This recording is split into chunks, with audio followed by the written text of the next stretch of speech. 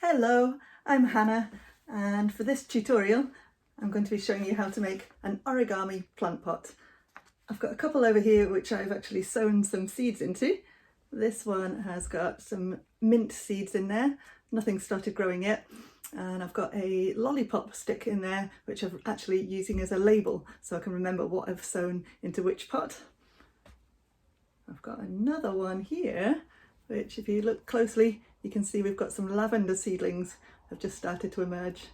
And the great thing about these pots is because they're made out of paper, then they're biodegradable. So once my seedlings get a little bit bigger, if you're lucky enough to have an outdoor space, you can plant that straight into the ground and the pot is going to biodegrade. That's going to disappear into the ground. If you've not got an outdoor space, then you could just plant it into a larger pot indoors to allow your seedlings some room to grow.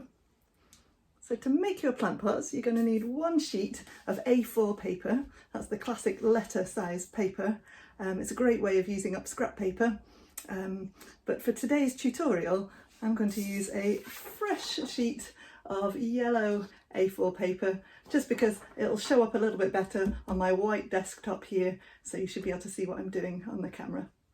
Okay, get yourself a sheet of paper and let's get started. So I'm not sure how experienced at origami you are, but my top tips are, we're going to take our time, it's not a race. If you find I'm going a little bit fast for you, then just pause the video. And my other tip is we're going to be as neat as we possibly can. So we're going to start off by folding our sheet of paper in half. So our A4 sheet of paper is going to turn into an A5 sheet of paper. So I'm lining up my corners.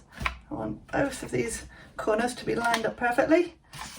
And when I'm happy, I'm going to use one hand to hold it in place, and I'll use my other hand to make that crease.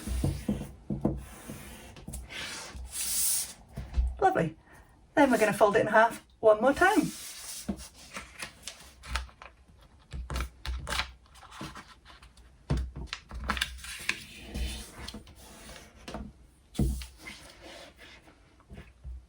This time we're going to open that fold up again. So we're back to our A5 sized sheet of paper. We've got a crease down the middle there. What I'm going to do now, I'm going to take one of these corners and I'm going to bend it down to meet that crease. Now, just to be sure, this is the folded over edge, and this edge over here is the bit that's open where you've got the two sheets of paper. So it's that folded edge we want to bring into the middle. I find it's quite useful to put one finger at the top by the crease there, and that just helps me to get that fold. Can you see that's lining up beautifully along the crease? And then we're going to do the same with this corner over here, bringing it to meet in the middle. So far we want our model to look symmetrical.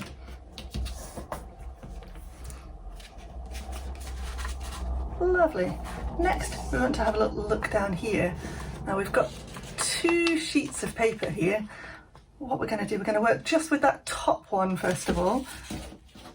What I'm doing is I'm folding that up until the edge of it meets with our triangles there.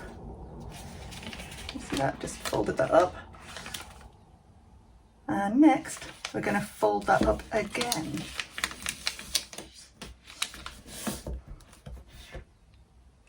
Lovely. Our next job is to pick up our model and turn the whole thing over.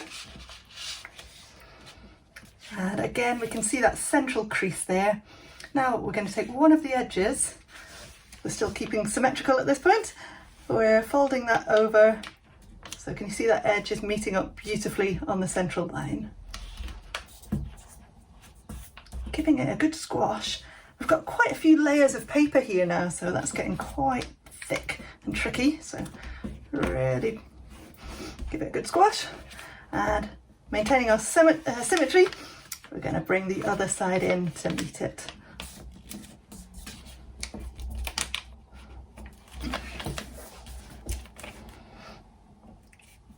Lovely.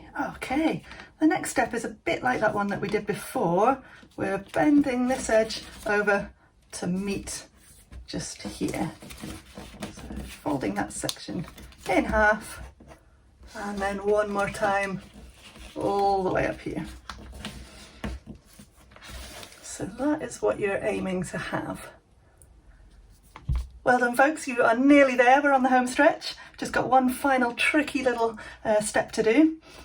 Look carefully, we've got a square or a diamond shape here.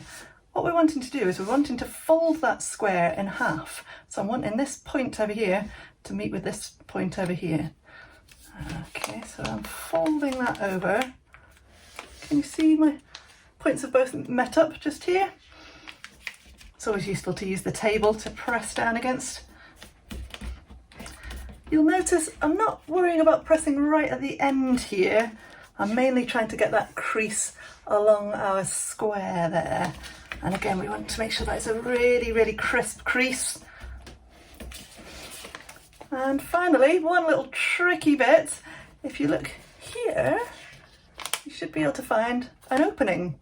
This is going to make the opening of our plant pot. We're going to open that up. And we want to try and flatten down the base. So let's have a little look. We've got that crease that we've made here. And we're trying to make that into a triangle. What happens is we're trying to make like, it's almost like a bird's beak there that we've got. If we look on the inside, we're looking to get that lovely cube shape. I can put my fingers inside and squash it all down to help.